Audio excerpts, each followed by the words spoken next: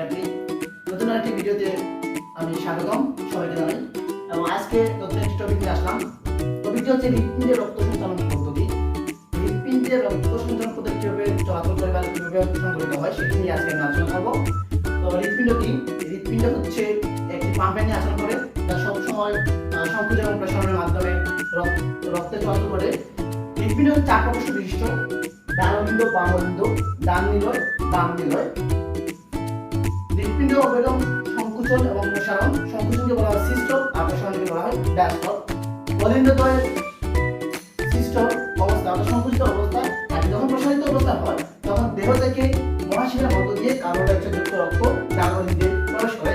অপরপক্ষে ফুসফুস থেকে পালমোনারি শিরার মধ্য দিয়ে অক্সিজেন যুক্ত রক্ত বাম অলিন্দে প্রবেশ করে।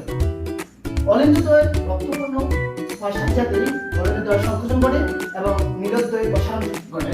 একই সময়ে তাদের মধ্যবর্তী কপাটিকাগুলো খুলে যায়। কপাটিকাগুলো খোলার সাথে সাথে অলিন্দ্য থেকে ডান নিলয়ে, ডান অলিন্দ থেকে ডান নিলয়ে কার্বন ডাই অক্সাইড যুক্ত রক্ত প্রবেশ করে। অপরদিকে বাম অলিন্দ থেকে বাম নিলয়ে অক্সিজেন যুক্ত রক্ত প্রবেশ করে। নিরোধদ্বয়ের প্রসারিত অবস্থায় অলিন্দ্যদ্বয়ের সংকুচন ঘটে।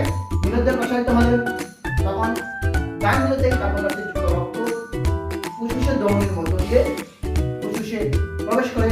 অপরদিকে বাম নিলয় থেকে অক্সিজেনযুক্ত রক্ত মহাধমনী দিয়ে দেহে প্রবেশ করে। এভাবে রক্ত সঞ্চালন পদ্ধতি অব্যাহত থাকে। আমরা দেখতে পেলাম অলিন্দ থেকে নিলয়ে